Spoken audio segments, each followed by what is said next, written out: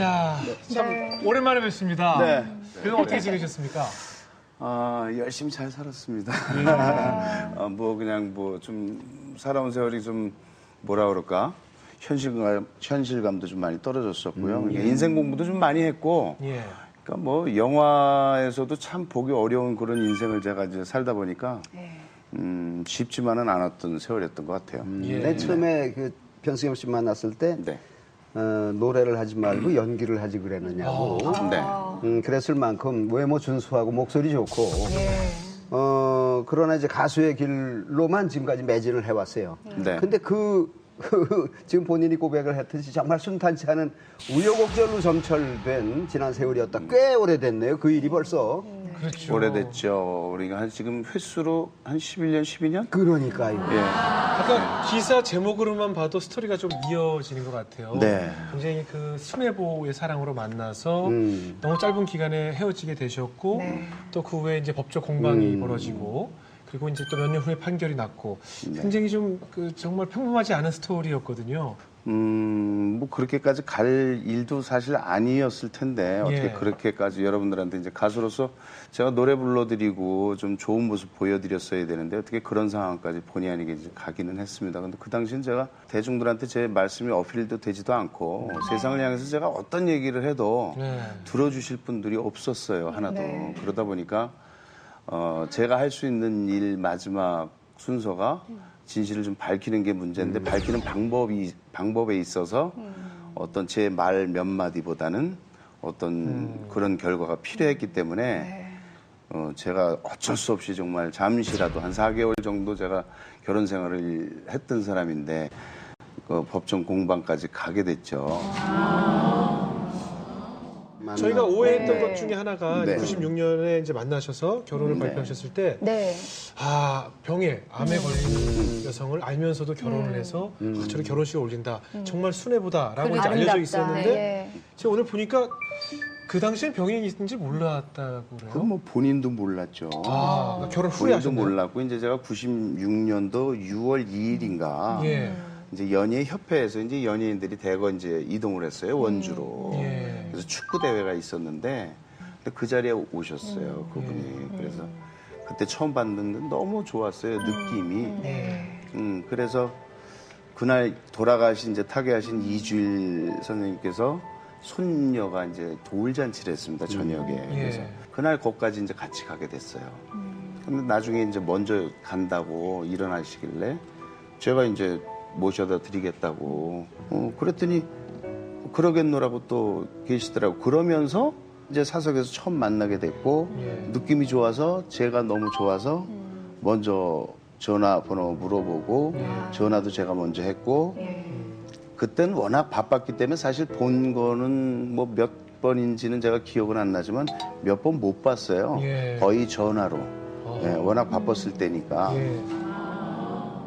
제가 이제 프로포즈를 짧은 기간인데도 프로포즈를 제가 먼저 했어요. 그 친구 혼자 그냥 살고 그 과거가 어땠는지도 전혀 저는 아는 사항도 없었고 그냥 좋은 느낌만 받아서 제가 프로포즈를 했죠.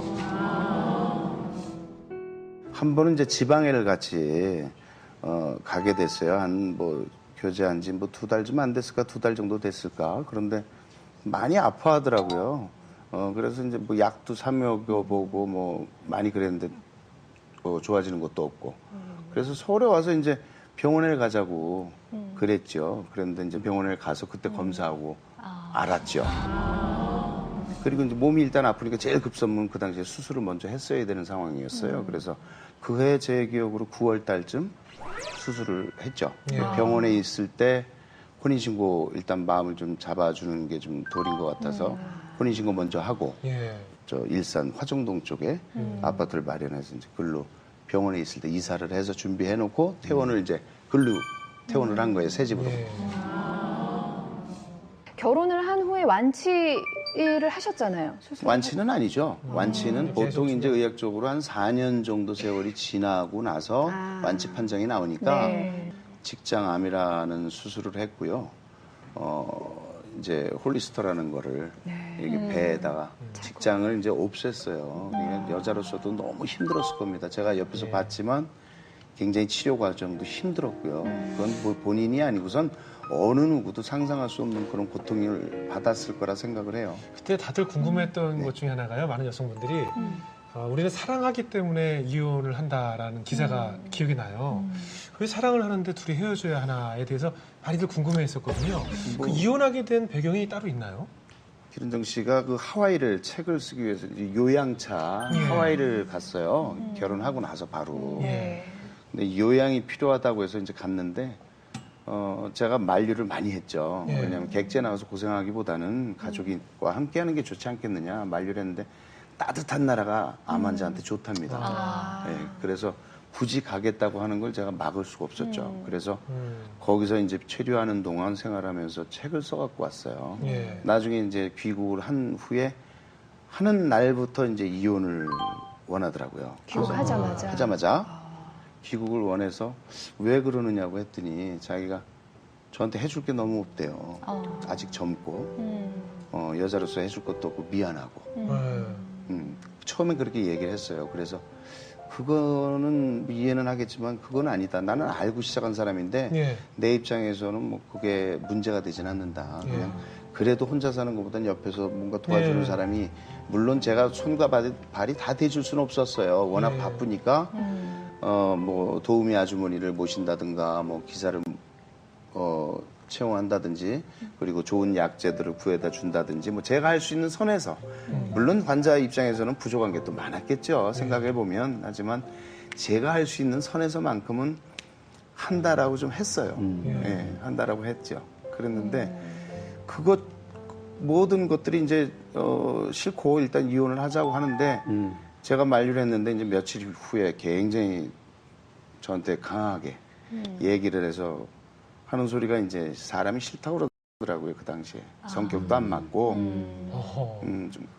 근데 이제 기자회견을 하자고 그래서 그 자랑도 아닌데 무슨 기자회견을 하느냐 그랬더니 조만간 이제 책이 이제 출판이 되는데 그거에 앞서서 이제 기자회견을 하자고 그래요. 그래가지고 기자회견을 여의도에서 조그만 데 빌려서 기자회견을 했어요. 예, 하고 네. 치료를 하기 위해서 같이 최선을 다하셨는데 막 그 당시에 보험금 얘기도 나오고 이래서 너무 속상하셨겠어요. 근데 이제 그 뭐 굳이 뭐 이왕 나왔으니까 이제 제가 저를 향해서 나왔던 말들이 뭐 보험금을 암을 알고 제가 접근을 했다. 네, 보험금을 노리고 제가 접근을 했다. 그런데 이것도 이런 얘기하면 나중에 세금 많이 나오는 거 아닌가 모르겠는데 꽤 많이 벌었어요. 그보다 더. 예, 한 달에 벌어들이는 수입이 더 많았었어요. 근데 이제 말도 안 되는 얘기가 있었죠. 그래서 뭐 죽이려고 뭐 에어컨을 틀어서 그냥 살인 미수를 했다. 집에 감금을 했다. 뭐 이도 뭐 입에 담지 못하는 굉장한 얘기들. 어떻게 진짜 다 할 수가 없어요. 지금 이 자리에서도. 근데 그런 이야기들이 지금 그 전에 그 분한테서 나온 이야기인가요? 아니면 세간에 그랬죠. 그냥 떠도는? 아니죠. 직접 기자회견에서 했죠. 어머. 처음에는 애초에는 이제 인터넷에 쓰다만 일기라고 그래서 강도가 그렇게 심하지는 않았어요. 그냥 순애보적인 사랑을 했고 사랑해서 헤어졌는데 그게 다는 아니다. 그냥 싫었다. 뭐 맞지 않는 것도 있었고 뭐 이런 내용이었어요. 그런데 그러니까 그 당시에 기사도 일방적이었어요. 그냥 저한테 물어보지도 않고. 의뢰 입장이니까. 네, 그래서 뭐 저한테 전화하시지도 않고 전화를 했는데 연락이 안 되더라. 그냥 그러고 기사가 막 일면에 크게 터졌어요. 그냥 그 당시에 제가 이제 기자님들한테 변명을 안 하겠노라. 변명을 안 하고 그냥 진실은 밝혀지지 않겠느냐. 그냥 그러고 말았었는데 그 대신 이제 인터넷이 그때 막 이제 많이 발달되고 많이 생활화돼 있다 보니까 악성 댓글들이 뭐 이만저만 아니었지요. 그런데 저한테 욕하시는 건 괜찮은데 가족들, 저희 아이들이 그 당시에 한 중학교 2학년, 3학년 요 때인데 전교에서 뭐 몇 등 안에 들 정도로 공부도 잘했고요. 그런 시기였는데 이제 그런 상황이 생기다 보니까 제 바람은 가족한테만큼은 아무 얘기 좀 하지 말아달라라고 부탁만 했어요.